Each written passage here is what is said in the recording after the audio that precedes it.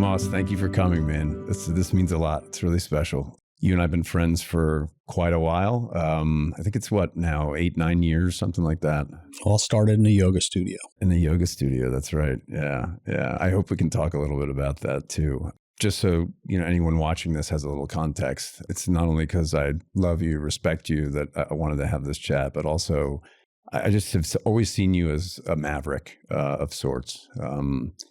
I look up to you in a lot of respects, but I think you embody words like grit and drive, and I've seen it. So, I know it's real, and I just think you got an awesome story to tell. So tell me if there's some no-go zones as we're dipping through this stuff, man. But yeah. I'm an open book, dude. Love it. Let it rip. Cool. So we're talking a little bit about how a lot of people bastardize your name a second ago before we started taping.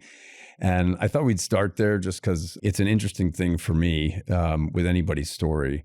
As I mentioned briefly, some people call you Demos or Demos, Demos, but the etymology, of course, from the Greek is people, right? Demos is the populace of ancient Greece, or in a democracy. Well, it's more than that, because the Demos is the shortened version of our real name, right? So, which was Demogulus. So my grandmother, when she was like in her 20s, worked in a fashion department store, the fashion department of a department store in Chicago, and immigrants were frowned upon in high fashion. And so Demogulus sounded, Turkish or Greek, or like one of those dirty countries in the mind of people at the time.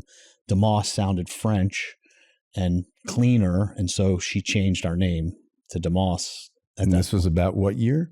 I'm going to say is probably like 1922, 23. Interesting. Yeah. Got it. Wow. My dad was born in 29, and his name was Demos on his birth certificate. From birth. Okay. Yeah. Gotcha. Yeah. So it's crazy. Yeah, that is super interesting. So, all right. So tell me about your people and about your story a little bit. I mean, this is all like coming out more and more, but both my parents have passed. And when my dad's sister just recently passed, we went to California to the wake, and we started learning more and more about his side of the family. But they were indentured servants that came over from Turkey or Greece or some combination of the two. And they went to either Alabama or the stockyards in Chicago, Alabama to pick cotton, stockyards in Chicago to work the livestock. And they were on a 10-year earn your citizenship, pay off your debt plan. And debt because they were paid for to be shipped here from abroad. Yeah. Wow. So they were slaves. They were white slaves, but they were still slaves. And then what happened from there until, my dad was born, we don't really know. Like there's a million stories, but, and then on my mom's side, all of her relatives were from West Virginia, worked on tobacco farms, welding in shipyards, working in mines. A lot of like, I'll just say, blue collar, right, family. Gotcha. Yeah. Okay. So you're living the American dream. Is that fair to say? I think so. Yeah. That's awesome. Somehow, some way. Somehow, some way. Okay. So we talked about this idea of maybe, when you were growing up, you didn't really know what you wanted to do, right? Can you lean into that a little bit for me and for the audience? Yeah. I mean, it's a very long story, and I'm thinking about writing a book about it, because people that I've told all these little snippets to are like, this is fascinating stuff. Yeah. But essentially, my mother was 19, my father was 31 when I was born, and I have a sister. My parents were divorced young. They both remarried multiple times. We never lived in the same house more than 2 years until we were 16. We never went to the same school for more than 2 years until we were 16. And so I was always really, not knowing it, but I was always really in a just survival mode, like learning new schools, learning new people, learning new houses, and not getting a lot of parenting. And so it was really just trying to get by. And I don't feel like I had a lot of time for like fantasizing about the future.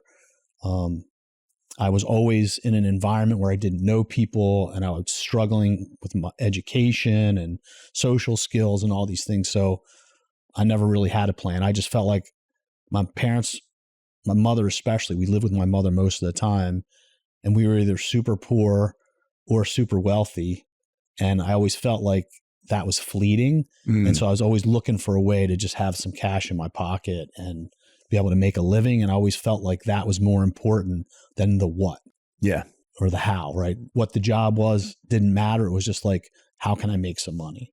And it's unfortunate, but that's the way it was for me. And you started working young, right? Yeah. I mean, pizza places when I was 14, lot man in a car lot when I was 16. I started like doing firewood sales, like my first little entrepreneur gig, things like that. So were these jobs just for you because you wanted and needed that security or that money? Or was this something that you were expected to pursue or to achieve or to contribute? Well, if I wanted anything, that's how I got it. That my parents were not, especially when these times with my mom when she was not doing well, whatever we wanted, we had to pay for it. Go figure it out. And I found it kind of challenging and engaging to get, figure out a way to make, I don't know. It's funny that I always have always had interest in trying to make things more efficient, like figure out faster and better ways to make money. Mm-hmm. Right. And that kind of like continuous improvement. That's like one thing that's been a thread in my blood my entire life. And it's helped me many times. Like it is what it is, but there's probably a way to make this better. And let's see if we can figure it out, Tell me about one time that really stands out in terms of faster, better, make money. I mean, a good example is we owned a printing and mailing company that we started in 1998 until 2010. And we had 200 people and we were, doing a lot of revenue, but we weren't making that much money. Mm-hmm.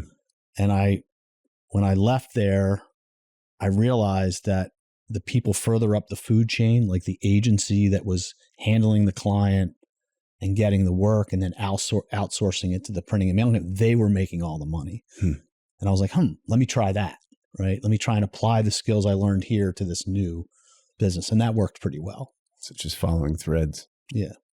Pulling on a thread, trying to make a little bit more money, try and make it better.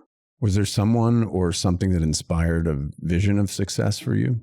I think we started talking about this, but my stepfather turned out to be a con man, like serious con man. Got it. He was a Danish immigrant and he had people believing that he was super wealthy, and we would move into these fancy places. And then 2 years later, we would have to leave because we found out that he never paid for it. But the taste of the finer things, the beautiful house with a pool, the fancy car, like those things always made me feel like, I want to figure out a way to be able to live like that instead of, in Hidden Cove apartments in Dundalk, driving an old beat up Datsun and mom having trouble getting back and forth to work. Yeah. Like I could see both sides, and I always wondered like, man, there's got to be a better way, so.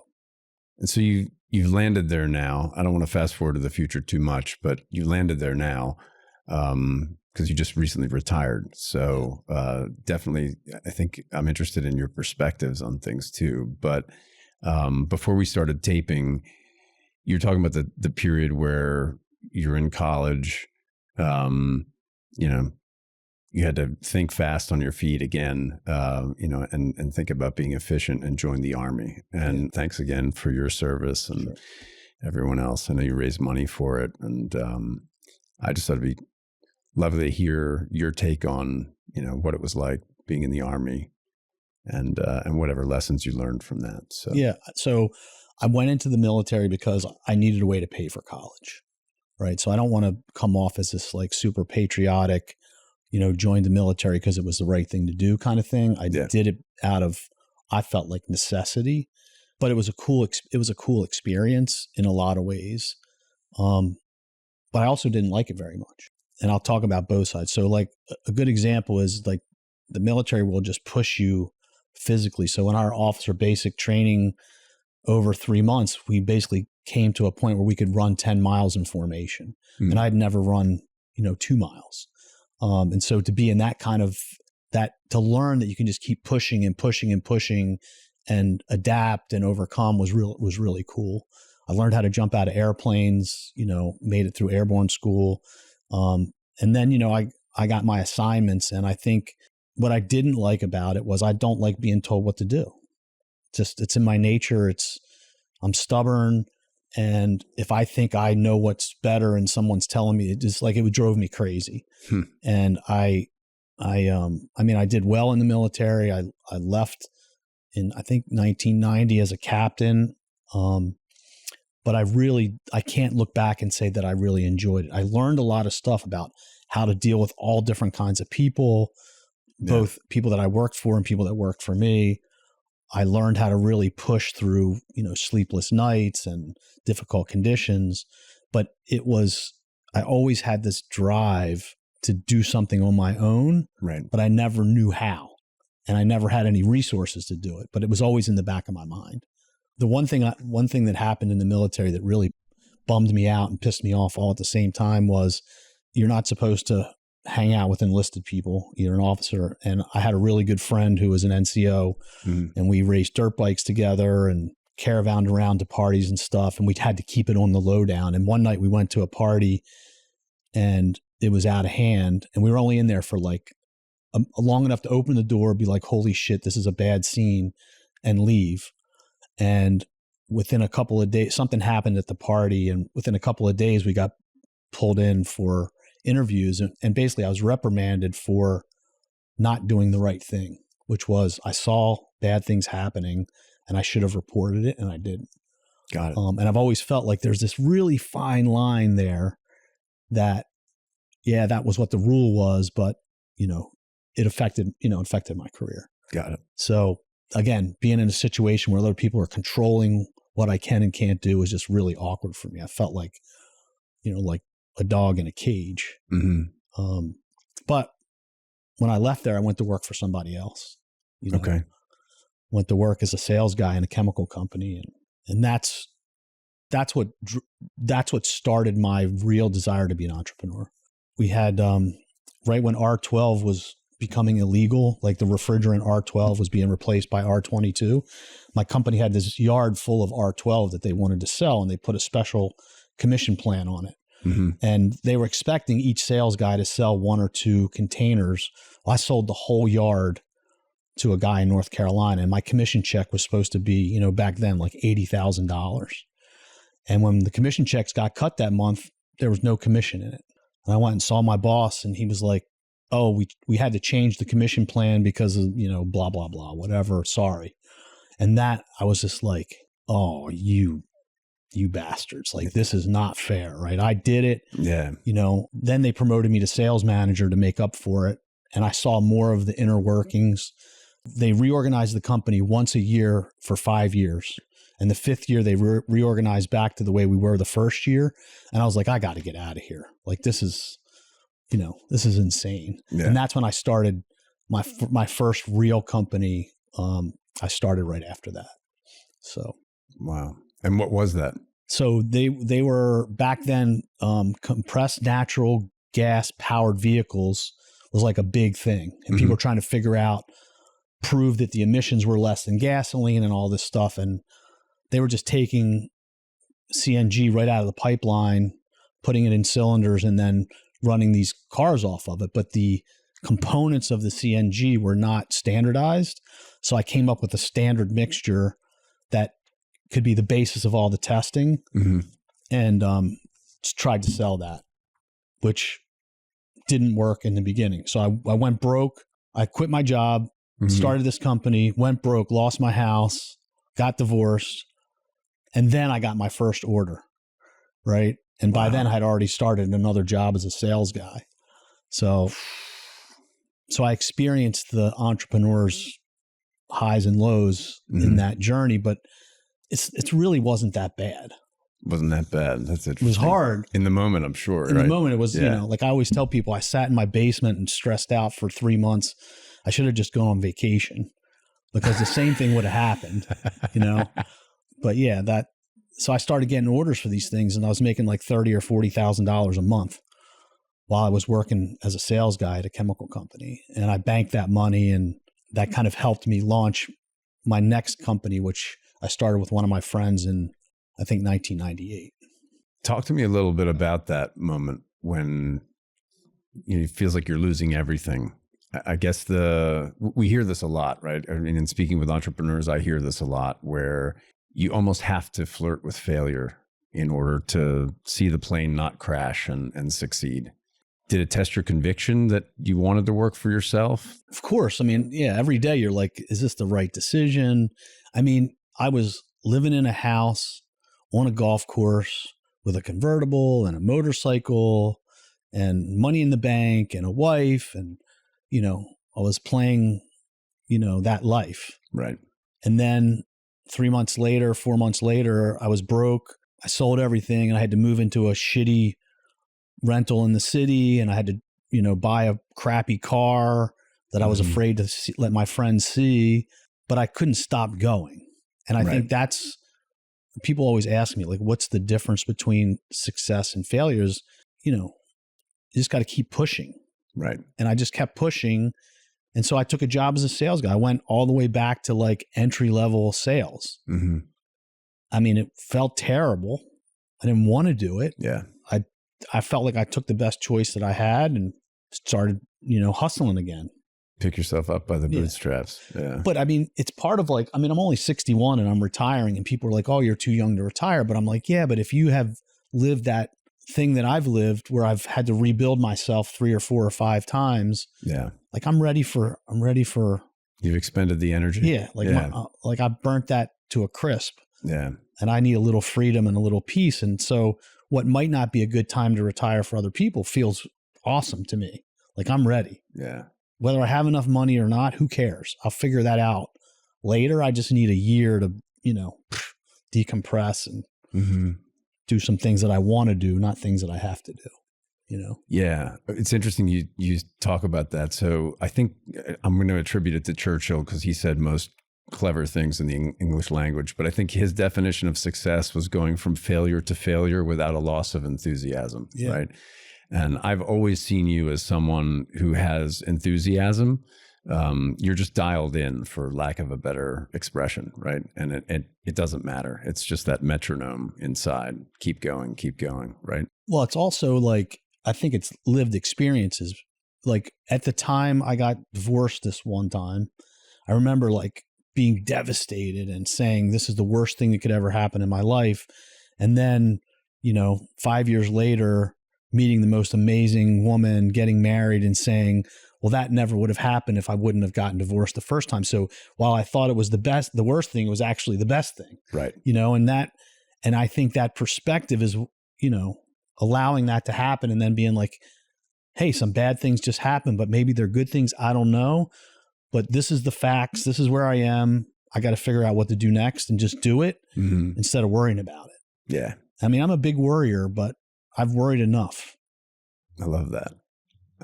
You know, enough. That's great.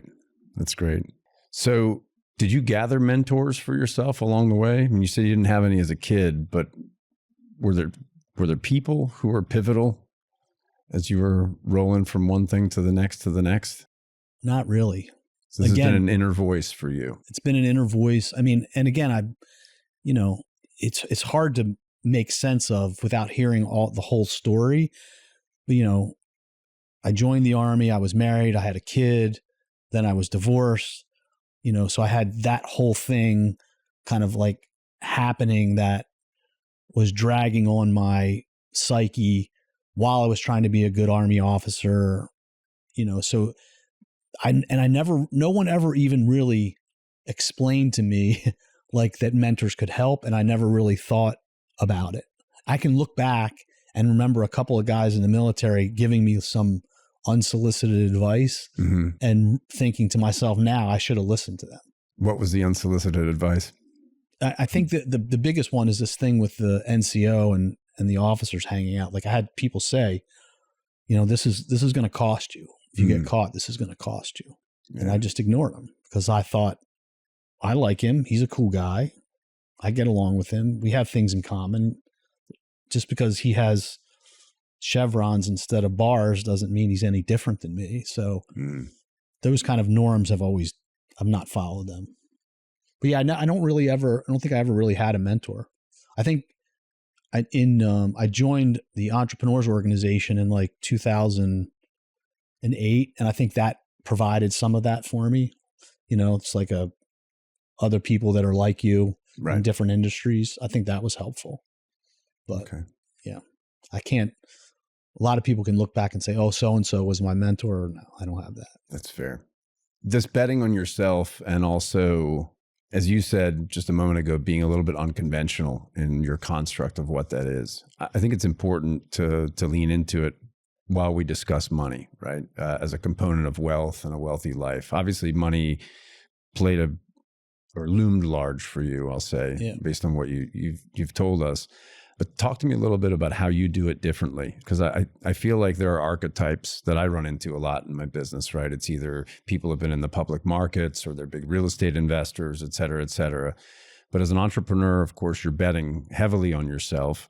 But then you've got that rabid voice inside your head saying security, right? You don't want the up and down. You want to get the house with the pool and the car and the whatever it is and have it as a stabilizing force, not as a destabilizer. So talk to me a little bit about how you've built it and how you make sense of it. Because I think it is a little different than most people. Yeah. I mean, again, and I'm not like an entrepreneur that built some big company and sold it for hundreds of $millions and, whatever. Like everything I've done has been on the relatively small scale, $1 to $20 million. What I think has made it possible for me is my ability I can listen really well to what people want. I can help craft a solution that gives them what they want. And a lot of salespeople especially can't do that. Like they have a product that they're selling and that's all they're doing. Yeah. And if you work for somebody, that's what you have to do. But if you're an entrepreneur, you can listen to what the person's asking for and then create a solution that delivers that and then figure out a way to mark that up and make money. Mm-hmm. But I've always liked my classic model is to be in the middle, right? Whatever resources, technology, capability you need, you find, and then you put it together in a way that accomplishes what the customer wants, and you make the markup in the middle. And that way you're not investing heavily in infrastructure and architecture, and your risk is low. Right. So you make a little bit of money, and then you reinvest it in more and more and more and grow it that way. And that's how I've always done it. I've always been the printing and mailing company I talked about. We had a lot of equipment and a lot of people, and I was never very comfortable there. Too much capital intensive. And just too much. Like I remember in like 2008 running into my partner's office and saying, dude, we did it. Like we made $180,000 this month. Like we're on our way, this is going to be amazing. And then in February, walking into his office and saying, we lost $180,000 this month. Like what did we do wrong? Yeah. And then, I remember the market crash in 2008, right? We're like, I walk into the IT room and all the computers are watching, the markets crash. Mm-hmm. And we lost, I don't know, 2/3 of our business or 1/3 of our business, most of our profit in one day. Do you remember the day? Yeah, it was the day of the market crash. I forget the date, but it's the day that Lehman Brothers failed. Yeah, so AIG, Citi Financial, and T. Rowe Price were our top 3 clients. And AIG and Citi Financial called and said, we're done. I was like, until when? They were like, no, we're done. We're closed. And so again, I mean, I think, what do you do then? Right. Well, my partner and I grabbed all of our managers, brought them into the room and put the recast P&L on the board and said, if we don't do something drastic right now, we're not going to make it. We're going to start losing X number of dollars tomorrow. And we're going to give you guys a choice. We can fire half of you and try and figure it out, or everybody in this room, including us, can take a pay cut of equal percentage to get us to break even. And then we'll get you all back as soon as we can. You decide. We'll be back after lunch. What'd they decide? Of course. They wanted to save the team Mm-hmm.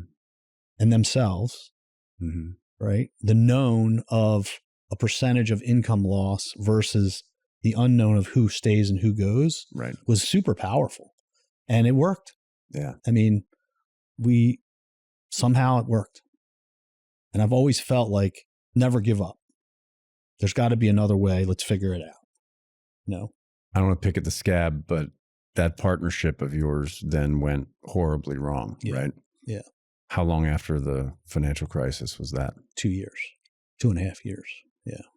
And I can't talk about the details of it because of an NDA, but That's fine. it's one of the most heartbreaking times of my life that, my friend, my colleague, and all the things that happened it still to this day haunts me in that it never really got reconciled. And I'm sure there are ways that it could have, but it hasn't. And that's not how I generally live my life. I usually can put a bow around bad things and feel good about walking away from them, but that's one that I just haven't been able to do. So this is in 2010. You're in your late 40s? Yeah. And you had to start over again. I mean, essentially, all my money was in a company that I no longer had access to. I was unemployed and I had, a couple $100,000 in the bank, and I had, legal issues and IRS issues that were following me from the company that all had to be dealt with. And I had nothing, and I had to start over again. Same mechanism trip in your brain at that point? At first it was like full on panic. I remember my mother was in the hospital getting cancer treatment when this whole thing blew up.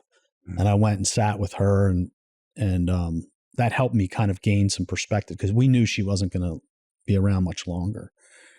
And then I told her what happened, and she just reached over and grabbed a bottle of Xanax out of her purse and handed it to me. So, took those for a couple of days. And then my wife and I had planned our once in a lifetime vacation for that February. So basically, I'm like, we're going. We have this plan. So we went to Thailand for 2 weeks. Had a great time. I was definitely sweating, like what's going to happen when we get back, but I tried to put it off. And then when I came back, it was like, all right, we got to rebuild this thing. And I think what's lucky for me is most of the time my clients become my friends. Yeah. And it's not just a transitory friend. They become good friends. And, when I got back from Thailand, there was a handwritten letter in my mailbox from one of my clients asking me to give him a call. It said, I heard what happened. I want to help, That's amazing. And then the other thing, and I hope I won't cry over this, is one of my very, very good friends owned a printing company near us. And I went to see him after it all kind of went sideways.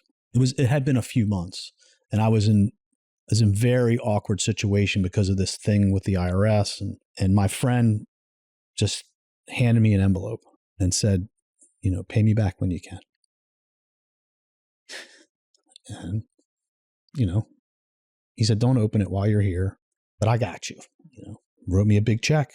That's amazing. With nothing all just based on our friendship and our relationship and what he knew about me. And between the money that I had saved and the money that he gave me or lent me, we made it. We turned it around. Nice. That's great. Yeah. It's a hell of a story. Well, and it speaks a lot to what you just said about clients becoming friends with how you figured out to be in the middle and to be much more attuned to what people want than what you've got to peddle to them, right? Yeah. Yeah. Well, and I think, my wife asked me this the other day, but the only thing that really matters is those kinds of relationships. All the other stuff seems to come along when I have the right people in my life and the right kinds of relationships.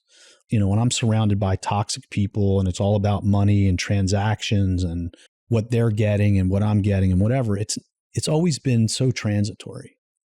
Yeah. You know, and I think we were talking about, like, I have another situation like that happening right now where, you know, there's no honor in the relationship. There's no respect, and it's going to go sideways. And it's unfortunate, but I should have known when I got into that relationship that this was a potential outcome, because it wasn't based on relationships and partnerships. It was based on costs, dollars, you know? Yeah. So. Well, it makes me think about our relationship. I mean, meeting you in a yoga studio. And I've told you this a couple of times, but I'm going to repeat it just because I couldn't believe what I was seeing. I mean, we'd met before this, but we'd actually chosen to go to a class together one day. And your mat's next to my mat on the floor, and we're practicing. And I look over, because I'm looking all around the room all the time for cues or how, you know, what are people doing? How do I get into this better?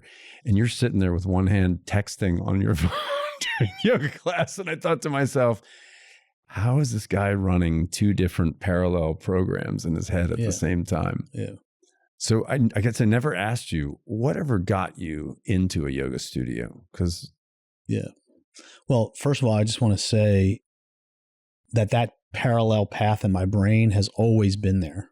And it's like I can always do two things at once, but it gets dangerous. Like I'm racing my dirt bike and I'm thinking about a P&L. Yeah. Right. Sometimes it's hard to turn it off. And so some of the hobbies I picked force you to not be able to think of two things, because it's a nice, peaceful place. Okay. You know, was that the genesis of yoga? I mean, the yoga thing started it was twofold. One was I had shoulder surgery and I was not getting my flexibility and my strength back, and it was driving me crazy. And, you know, this was the place. Mm-hmm. And I started going and seeing kind of immediate results. But the other part was the philosophy behind yoga. Yeah. And that specific teacher that we were seeing, that was like a really, for me, pivotal time in kind of like my psychological development, right? Was this idea of karma and like preparing your body to be able to meditate and things like that. So it was a really good time. And I think for both of us, like the community that we built was mind-blowingly good. Yeah. For so many years. And then the pandemic, you know, kind of fucked the whole thing up. It definitely fucked the whole thing up. Yeah. It was sad. I guess one of the really interesting things that I'm hearing you say in exploring this idea of what a wealthy life is that relationships are where you feel richness and where you derive a lot of value, that the other stuff is noise. 100%. So talk to me about that and where you think a lot of people get it wrong. I mean, I don't really like to make generalizations about the world, because I think part of who I am is all the garbage that got me here. Mm-hmm. Like a lot of people have very normal, you know, two parents, married 50 years, lived in the same house, went to the same school. Like, and when I hang out with them, I can just feel like they have a sense of security and well-being that just never came to me. Now that I'm, you know, 61, I value those relationships, but other people may have valued them the whole time. I don't know. Yeah. But I think one of my friends wrote a book. It's not published, but like he wrote a manuscript of what is happiness and what is it all about. And we've had this really good conversations because there's only a couple things. Right. And money isn't the thing, right? It's like relationships, purpose, right? Family, like, you know, but I think money makes it way easier. Like, I don't want to discount it to do, like I have, you know, I love to do stuff, and the stuff that I've chosen to do costs money. So it's nice to have money to be able to do that. Absolutely. You know, but even if I didn't have it, I don't think I would be unhappy. Right. But if you didn't have it, you couldn't have just said enough and retired. Correct? Well, that's an interesting question, because how much is enough? I think it's very subjective. You know, like I never thought I had enough And I met with a financial planner who put it into that fancy calculator. And he was like, hey, if you're only going to spend this much money a year, you're good. And like I never even had the concept in my mind that I would stop working and it would be enough. But then when that possibility became real, I was like, wow, I need to really think about this. Like, it is possible. And what would that be like? You know, and there are people who have made way harder decisions about this kind of stuff than me.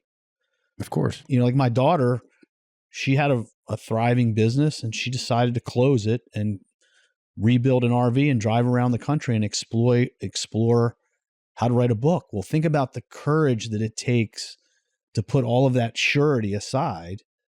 And, you know, I mean, she's doing it at 40. I'm doing it at 61. Have you had that conversation with your daughter about money and risk and yeah? Yeah. I mean, when did you start? I mean, we've always had an open dialogue about money. I mean, she became an entrepreneur, I think partly because she saw me do it. And like, that's one of the greatest thrills of my life. Yeah. You know, she was working for some medical institutions and not very happy. And she thought it was possible to be an entrepreneur because, hey, her dad had done it, you know? Right. So she had the stability that you didn't. Yeah. So what does the future look like now? I mean, it's almost classic. It's almost hysterically classic. Okay. Like I just bought an RV, right?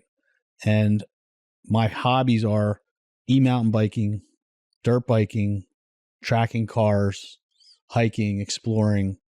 And so my plan is to spend the next 2, 3, 4 years exploring all the cool places in the US and doing those things with my friends and my family. But it's got to be a balance, right? Like my wife has no interest in retiring. You know, she loves her job. Yeah. And so how do you balance what I want and what she wants so that it's viable and everybody's happy? And I think we're going to work on that. Like that's the plan. Right. Is how do I find the balance between, you know, relationship, integrity and maintenance and freedom, so that we both get what we want.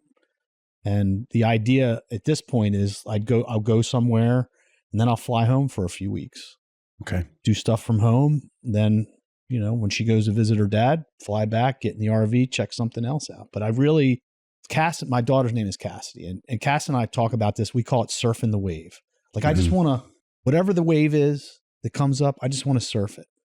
Whatever is handed to me, I just want to do it. I don't want to have to do anything. I don't want to have any responsibilities to manage clients and I just want to be like, in my mind, I want to be free. And I think other people have already found that freedom, whether they're working for somebody or working themselves. And that's cool. But for me, I've always felt like the business was the tail wagging the dog of my life. And I just need a break. So it was driving you. Yeah. Everything revolved around, like your example of me texting during a yoga class or being in Thailand and trying to settle an IRS dispute that had nothing to do with me. Like those things always come back to the business. Right. And I just don't want to do it anymore. Okay. Whatever the cost. That's fair. That's fair. You have passions. I mean, I almost was going to set up and ask you to take me through your personal history as a succession of vehicles that you've had throughout your life. Because I know that you're so fond of it, right? Yeah. We stuck a couple of cars behind you, so you'd be happy today. And the reason for that is also, I think it's synonymous with who you are in many respects, right? When I think about, and I'm not a mechanic, I'm certainly, nowhere near you in terms of an enthusiast for motorsports, et cetera, et cetera. But when I think about it, that picture of, maybe imagining your life through cars or vehicles, I think also speaks to grit, drive, right? On the front end, you've got to put fuel in this thing, your maintenance and upkeep for those things, right? So you've got to clean the residue one way or the other, right? And then that's what gets you to performance. So I see that in you as a way that you go deep and you really get in the weeds on a lot of stuff. And I just wonder if that going deep on certain things can be parsed with going wide also. Because you're saying, I want to find value in new things, new places, exploring. Do you think that'll be harder for you? Yeah. I mean, doing new things is always like, I like being good at stuff, Mm-hmm. right? I've raced dirt bikes. Like people say, you're 61 years old. You should stop that. You've been hurt so many times, Yeah. but it's the one thing that I am an expert in. Mm-hmm. Like I can roll. Yeah. Right. And I'm getting that way kind of in cars on track. I'm getting that way on e-mountain bikes. And I do struggle with that, the most beginnings of any hobby and sucking at it, Right. So we'll see, but one of the things that your question brought up for me was this difference, or this idea of intangible versus tangible work. Mm-hmm. Right. So the feeling of satisfaction and fulfillment I get when I fix a broken part on my car, right? A trip to the store, a little YouTube video, some hand tools, boom, I got this thing fixed. That sense of satisfaction and comfort is much easier for me than the intangible sale of a rebrand for a company, Mm-hmm. where you can pitch a logo and the customer says, oh, I don't like that. When it's the best one, but they just don't like it, and they don't even know why they don't like it. Right. Like, so I think one of the things I've learned is that I like to be involved in things that are a little bit more tangible and direct, and less intangible. I'm just more comfortable there. Mm-hmm. And most of my work has been in the intangible, and another thing that I was getting my hair cut. This is a little bit off topic. I was getting my hair cut, and I was telling the lady that I have a little bit of ADD and a little bit of dyslexia. Mm-hmm. And she was diagnosed when she was like 4 or 5 or 6 or whatever. And so she knows what that means. Yeah. And she said, do you find it stressful to compose an email? I was like, yes, it's like, it drains me. How about writing proposals? I think, oh my God, I want to shoot myself. Mm-hmm. Right. And she's like, the way your brain works, that stuff is really hard for you, and is like kind of empties your cup. And I was like, wow, okay. I get that. And then ChatGPT came along, right? And now I can barf into ChatGPT and ask it to write something for me, and it comes out more quickly. It feels a little less draining, Mm-hmm. So sorry for the aside. No, I love it, because I think it leans into something that we've danced around, but we really haven't talked about, beyond you investing in yourself. I think so much of what I do professionally, and what we do around giving advice, or coaching, let's say, is that idea of investing in people, right? So all companies are the sum total of their people, their ideas and their ability to execute. And yeah, I guess stepping into the void, so to speak, where maybe you don't have as clear a picture because there isn't a mission critical or mission specific objective to retirement, and it's just exploring, I guess in some ways feels, as a listener, anathema to most of what you've just described as being, go get it, figure it out. Not to say that, of course, your story doesn't lean into adaptation, but I just think it's also back to this idea where we started of, it's not if now, it's how, right? And I say this to a lot of retirees because I think it is, in one way, an opportunity to pat yourself on the back and say, I solved if, but now it's how. Yeah. And part of what we talked about as I lured you into the room here was this idea of not just the concept of enough, but also this idea of what really matters, right? You've done, I think, a great job of addressing what matters in relationships, what matters in terms of, the things you reflect on, whether you're up in the middle of the night or if you're in a tough spot in life. But as you think about that, how, and certainly mentioned in the example of Cassidy a couple minutes ago, are there other ways in which you feel like your story can pay forward to other people, somehow shed light on, how to solve the Rubik's Cube of this thing? I mean, I hope so. I think I mentioned I'm thinking about writing a book because I think the stories are good. Like, one of the best ways for me to learn something is for me to hear you tell a story about your experience and what you did and how it turned out, mm-hmm. versus you tell me what to do. Yeah. Right. Because I'm like a stubborn mule. As soon as you say, Mike, this is what you should do, my ears turn back and I I just like, and I don't even, I wish I could solve it, but I can't. When someone tells me what to do, I can't listen. It's just my nature. Yeah. And but when I hear a story, I can learn from it. And it was one of the pillars in this entrepreneurs organization that I was in, right? Like that's how we worked together, was we told our experiences. We didn't tell people what to do. And I feel like my story might give people hope and ideas on how they can, solve that Rubik's Cube that you mentioned. There's a million different ways. One of my friends from that organization, I always said to him, what's the one thing that you would tell me? Like, what's the best piece of advice you get? And he said, learn fast and forget faster. Mm-hmm. What he meant was like, learn what you need to learn, but don't carry around the misery and the pain and all the woe is me stuff, because that's what brings you down. Okay, I made a mistake. I'm going to learn from it. Now let's go. And save yourself a lot of time and energy and just focus on the future. And that's what I try to do. All the worrying. I mean, I've worried so much in my life about everything, and all of the worst case scenarios that I've imagined have rarely come true. And even the worst of the worst things that have happened, I never really imagined. So what do I really know? It's Maya.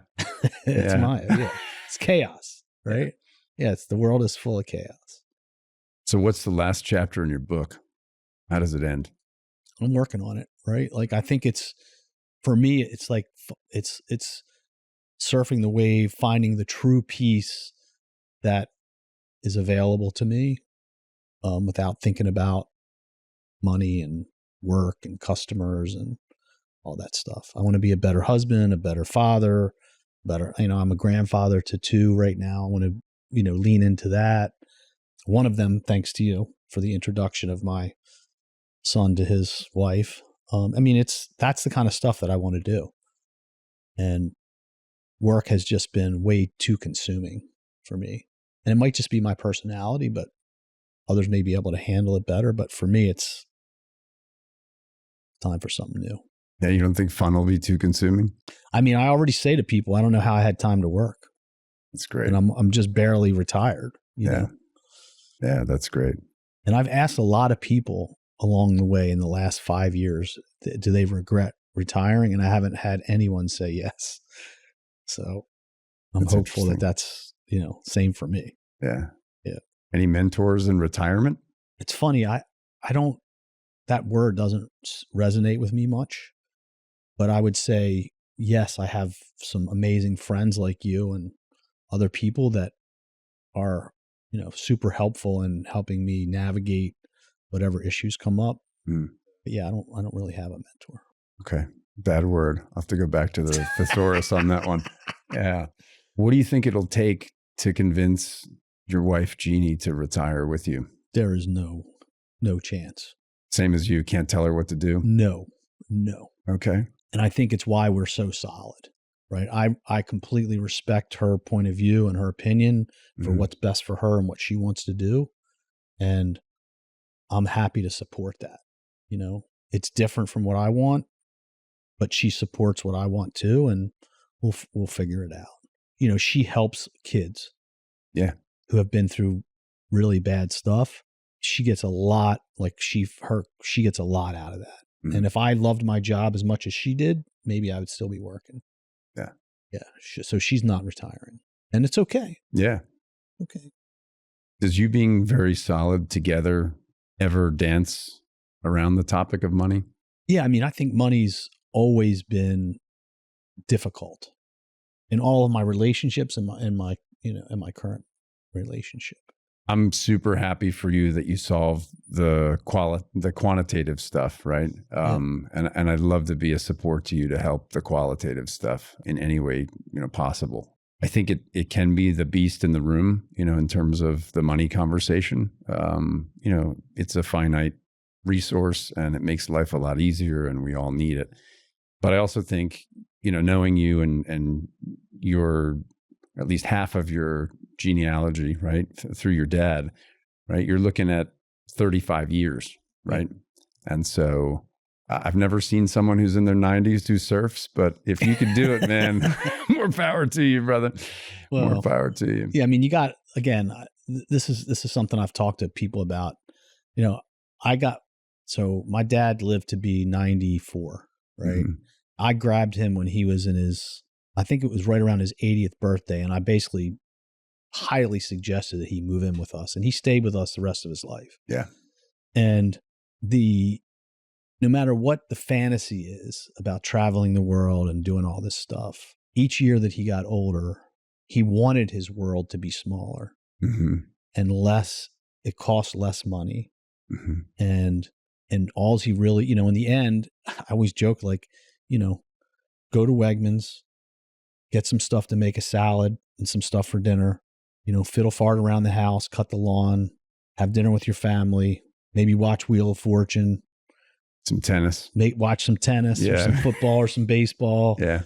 You know, he used to tell me all the time, you know, most of my friends are dead, you know, but he still had, you know, go visit your friends or whatever. But his world was not this like very expensive, you know, hard to manage life. Yeah. It was a smooth, fun, easy, you know, you start going to the doctor more, right? Like there's all these things that are happening.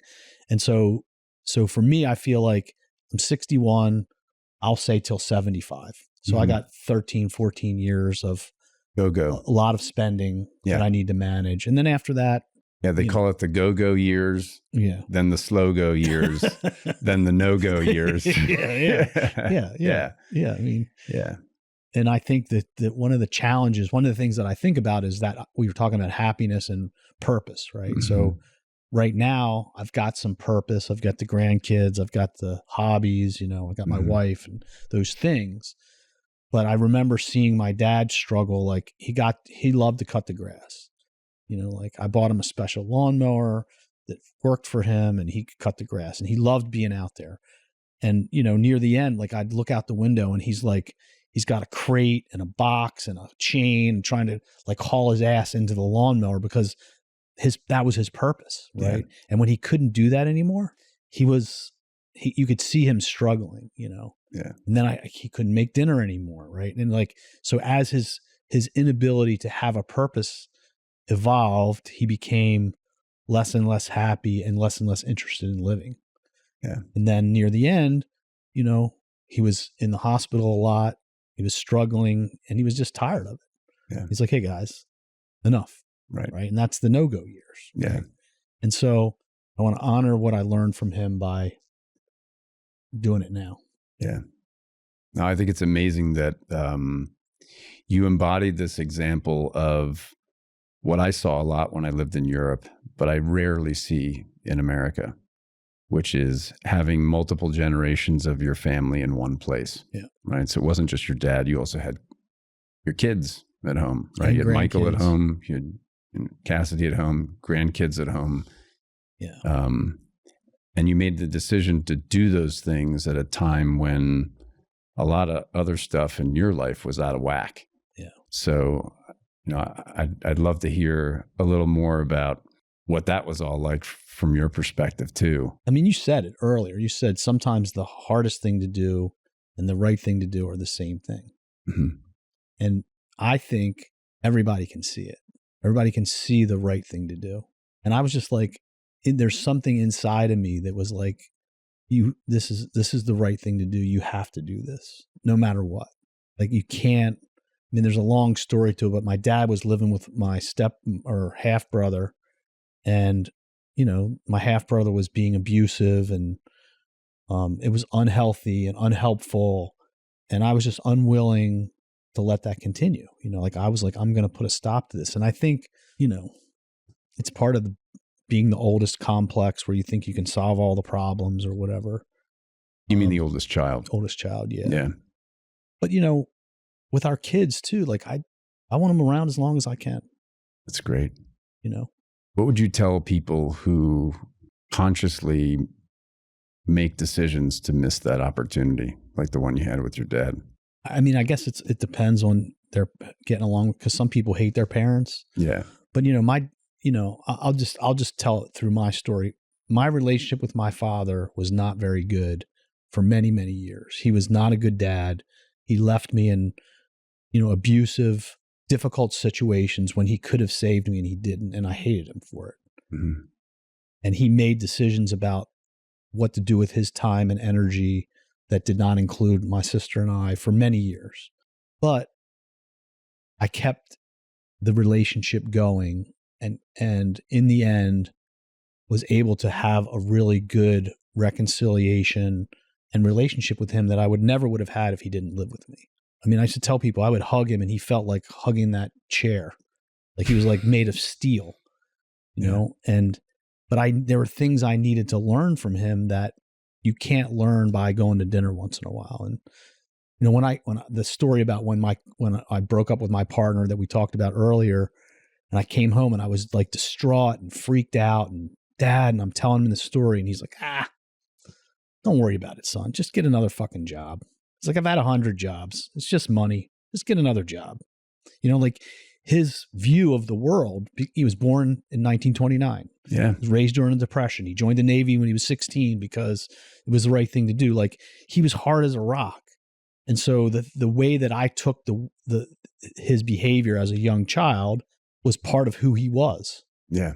But I got to learn, hey, there's another side to this story. And I think when he passed, we were both in a really good place, and why miss that? Yeah. I mean, it's a pain in the ass. There's no question. Right. There are days where I was like, what the fuck did I do? I came home one day and he had like tripped in the bathroom and hit his head on the door frame. And he was on blood thinner, so his skin was so thin. And he's sitting in the my brand new $500 chair, and blood's running down his face. It's all over his pants. It's all over the chair. He can't figure out how to stop the bleeding.